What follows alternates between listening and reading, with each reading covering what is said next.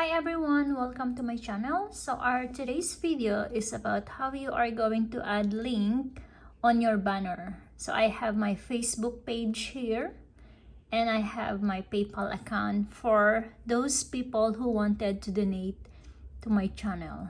Okay, so if they're gonna click this one, it will take right away on my PayPal account. And then on the other side here, this is when they click this, it will take them to my Facebook page. Okay, so I'm gonna show you how you are going to do this.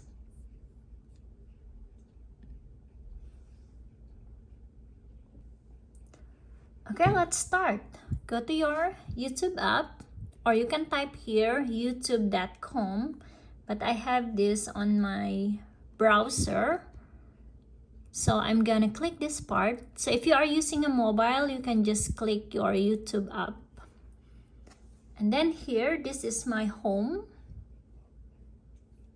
and then I'm gonna click my profile, and then go to my YouTube studio,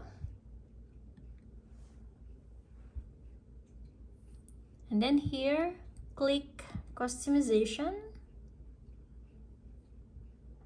and then there are three options here. It's either layout, branding, or basic info. So you're gonna click this one, basic info, and then here there are options here also. Which one would you like to edit or add more informations? So our video is about how you are going to add your link on your banner.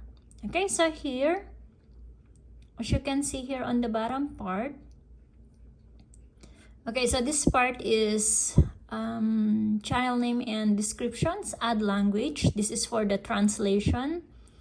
And here, channel URL. So this is my channel link. And then here, as you can see here, there's link on banner. So I am allowed to add 5 links. So I already added PayPal and my Facebook page. Okay, so I'm gonna delete this so that I can show you how you are going to add it. So I don't want to remove my PayPal, but I'm gonna teach you how you are going to add your Facebook page. So this is similar when you are going to add your PayPal. Okay, how about I'm going to do it both? Okay, just the Facebook one, because I just only want to give you an example. Okay, I'm gonna delete this because if you are going to open my you are going to open my YouTube, you can see this part here, Facebook and PayPal, but I'm not going to remove this one. Okay, but if you want me to show it to you, just leave a comment on the comment section below. Okay, so here I'm gonna delete my Facebook page, but don't forget to publish it or save it. Okay, so let's see my channel. I'm gonna refresh it. Okay, so as you can see, there's no more Facebook link here or my icon. So I'm gonna add Facebook here. So I'm gonna go back to my channel. So I have multiple browsers here that I turned on. That's why I keep moving. So if you are using a cell phone, you need to do it individual, because here you can just click that and move to the other browser or tab. Okay, so now I'm gonna add my Facebook link. Add link. Click add link. Okay, I'm gonna repeat it. Okay, here, add link, because it's my Facebook page. So I'm gonna put it there, Facebook page. Okay, and here, my Facebook page link. So I need to go and open another link of my Facebook. So here I have my Facebook app. Okay, so again, I'm going to my page. Ads. Okay, so this is my Facebook page. Course on Learning channel. Okay, so this is it. And all you need to do is click that or highlights it and then Control C. Or if you are using a MacBook, Command C, and then go back to your YouTube Studio and then paste it. Control V.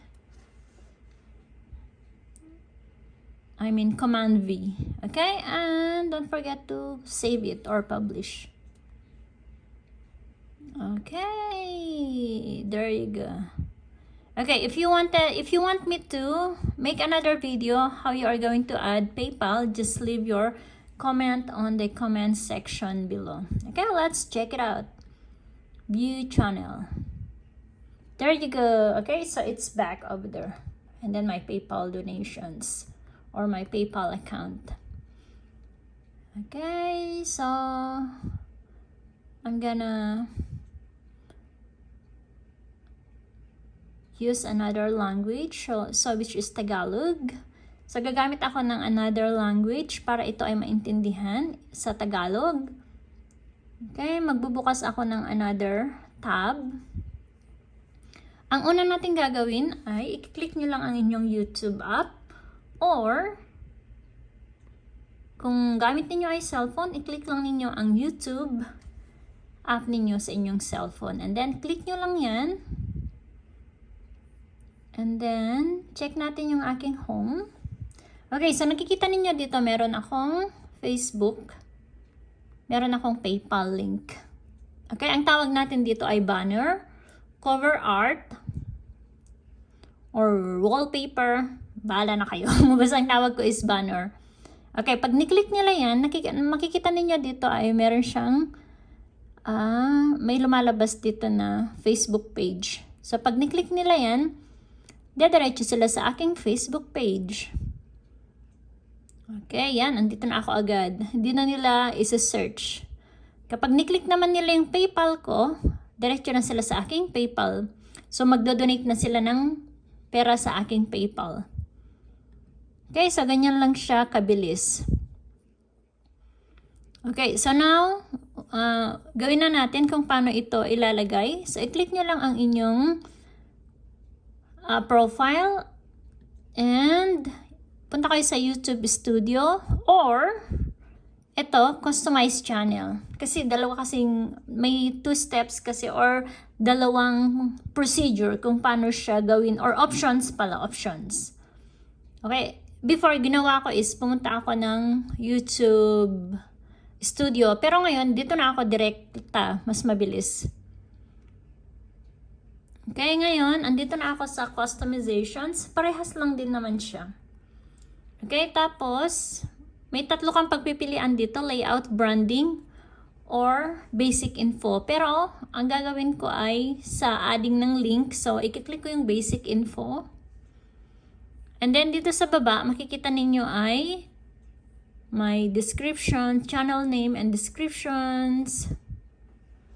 Dito kayo magpapalit ng channel name if gusto ninyo. And then dito, yung sa add language, yan yung sa translation. And then dito sa baba, ito na yung add link, kung paano kayo maglalagay ng link sa inyong banner. So, links on banner. Okay? Kaya ang tawag ko doon ay banner kasi yun yung nakalagay dito eh.